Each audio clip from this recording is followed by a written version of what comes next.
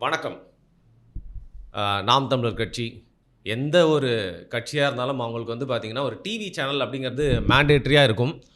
அப்படி எல்லா கட்சியுமே ஒரு டிவி சேனல் வச்சிருந்தாங்க. உதாரணத்துக்கு எல்லாருக்குமே தெரியும் இருந்தாலும் சொல்லிர்லாம். டக்குனு ரிலேட் பண்ணிக்கணும்ல. திமுகக்கு சன் டிவி, அப்புறம் கலைஞர் டிவி, அதுக்கப்புறம் வந்து பார்த்தீங்கன்னா, ஏன் ஜெயா டிவி, அதுக்கப்புறம் இப்போ வந்து நியூஸ் ஜேவா ஏடிஎம்கேக்கு இருக்கு. அப்புறம் வந்து கேப்டன் டிவி இருந்துச்சு. நிஜமாவே சொல்றேன்.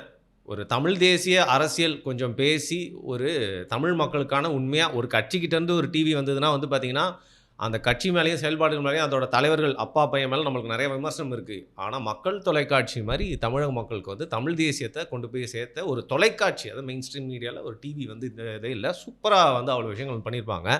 அப்புறம் வந்து பார்த்தீங்கன்னா, ஐஜேகே போன்ற கட்சி வச்சிருக்கிற பாரிவேந்தர்லாம் கூட வந்து புதிய தலைமுறை எல்லாமே வந்து வச்சிருக்காரு. அப்படி கட்சினாலே ஒரு டிவி இருக்கணும். மெகா டிவின்னு ஒரு காலத்தில வந்து காங்கிரஸ்க்கு இருந்துச்சு. ஆனா, இன்னைக்கு 8% வாக்குல வச்சுட்டு, தமிழ் தேசியம் பேசிட்டு, தேர்தல் அரசியல்ல இருக்கக்கூடிய ஒரே கட்சி அப்டின்னா வந்து பார்த்தீங்கன்னா வந்து நாம் தமிழர் கட்சி. என்ன பியூட்டினா, ஒரு 14 வருஷம் ஆகுது.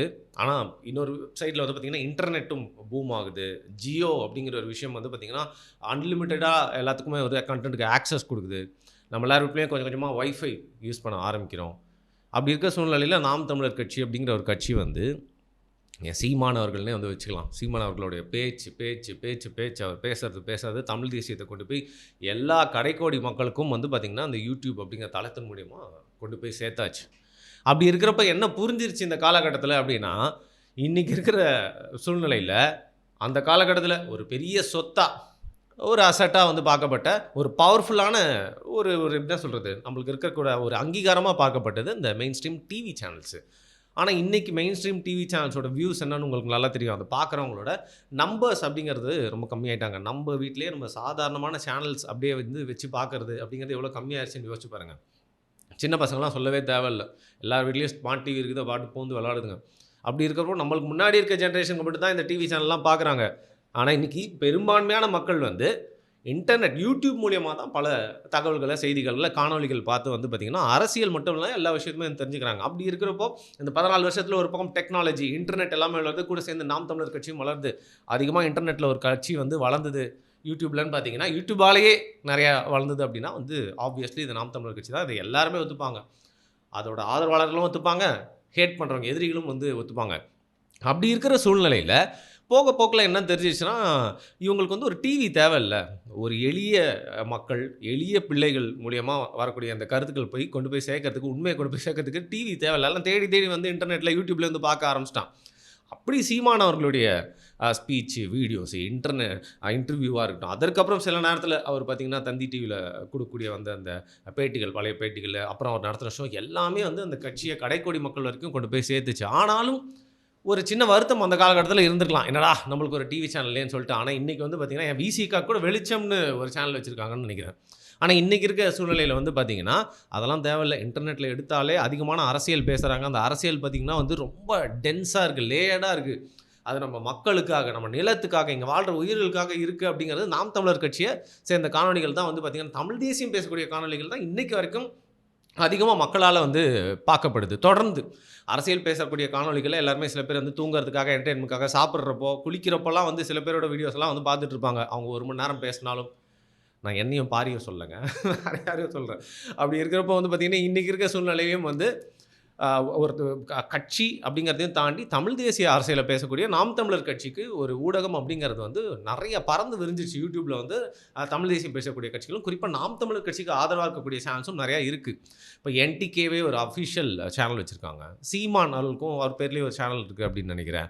அண்ட் தாய் தமிழ் அப்படிங்கிற YouTube சேனல்ல நீங்க நெறையா வந்து தமிழ் தேசிய கருத்துக்கள் மட்டும் இல்லாம, சீமான் அவருடைய ஸ்பீச்சும் நீங்க வந்து பார்த்திருப்பீங்க. அதற்கப்புறம் சில பேர் வந்து முதன்மை வலையொலி தமிழ் தேசியத்தின் முதன்மை வலையொலிய ஆரம்பிச்சு வந்து நடத்திட்டு இருப்பாங்க. இந்த மாரி போயிட்டே இருக்கும்போது, இந்த நேரத்தில தான் வந்து ஒரு அறிவிப்பு வருது. பிப்ரவரி 14 என்னடா வேலண்டைன்ஸ் டேவ தேர்ந்தெடுத்திருக்கீங்க பார்த்தீங்களா? இந்த விஷயத்தில உங்களோட அப்ரோச்ச வந்து பாராட்டியே ஆவணும். காதல் அப்படிங்கிறது ஆணுக்கு பெண் மேலயும், பெண்ணுக்கு ஆண் மேலயும் இல்லங்க. நம்ம நிலத்தின் மேல, அது மேல அக்கறை கொண்ட ஒரு அரசியல் தத்துவம், சித்தாந்தத்தின் மேல காதல் வர்றதுக்கு அந்த 14 பிப்ரவரி 14 தேர்ந்தெடுத்தது பார்த்தீங்கன்னா, எங்கள் தேசம் அப்படிங்கிற ஒரு வலையொலிய வந்து தொடங்குறாங்க. ரொம்ப சந்தோஷமான விஷயம்.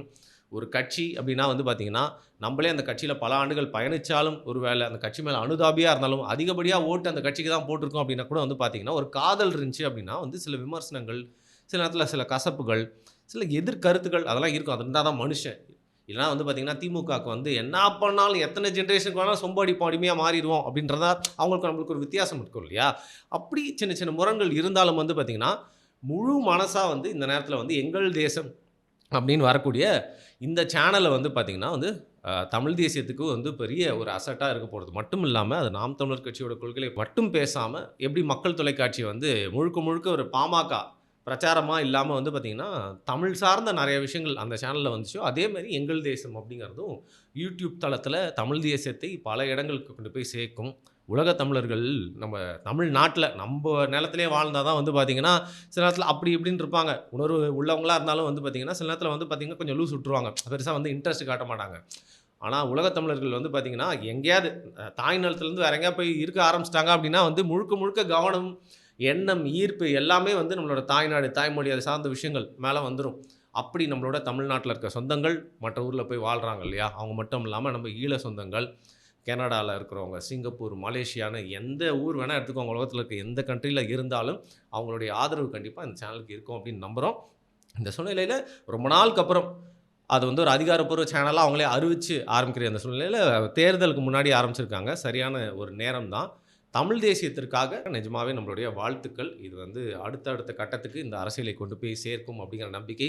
குறிப்பா அதில இன்னொரு ஒரு நல்ல விஷயம் என்னன்னு பார்த்தீங்கன்னா, ஒரு தேர்தல்ல அங்கீகரிக்கப்பட்ட ஒரு கட்சியா, ஒரு சதவீத வாக்கு வச்சிருக்கக்கூடிய ஒரு கட்சியா வந்து அந்த சேனல்ல அவங்க நடத்துறப்போ வந்து பார்த்தீங்கன்னா, அதிகமான அவங்களுக்கு இன்ஃப்ளூயன்ஸ் இருக்கும். அவங்க கூப்பிட்டா வந்து நெறைய பேர் வந்து பேசுவாங்க. இப்ப நம்மள மாரி ஒரு இண்டிவிஜுவல் கிரியேட்டர் ஒரு 4 பேர கூப்பிட்டு பேசுறதுக்கு, அவங்கள கன்வின்ஸ் பண்ணி வர வைக்கிறது அப்படிங்கிறது ரொம்ப ஒரு கஷ்டமான விஷயம். அதையும் தாண்டி ஏதோ வந்து செஞ்சுட்டுருக்கோம். பட் ஒரு கட்சியின் சார்புல ஒரு காணொளி சேனல் வந்து நடத்துறப்போ வந்து பார்த்தீங்கன்னா, அங்க நம்மளுக்கு வந்து பேசக்கூடியவங்க அப்படிங்கிற ஒரே இடத்துல பல தமிழ் தேசியவாதிகள நம்ம வந்து பார்க்கலாம்.